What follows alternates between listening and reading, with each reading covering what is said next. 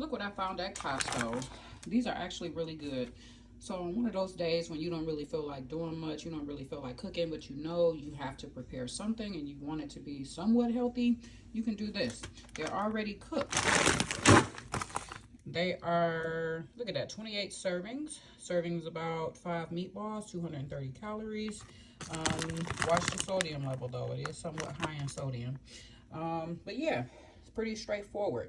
Preheat the oven to 375 degrees. Bake the meatballs for about 20 minutes. Also like that they have recipes on the back already.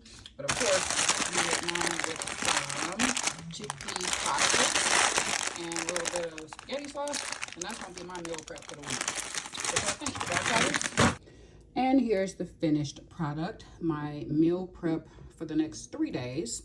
I have those Italian cooked turkey meatballs with some broccoli over some chickpea pasta.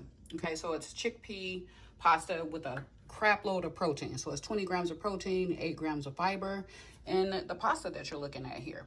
So this is going to be my meal for the next 3 days, my lunch.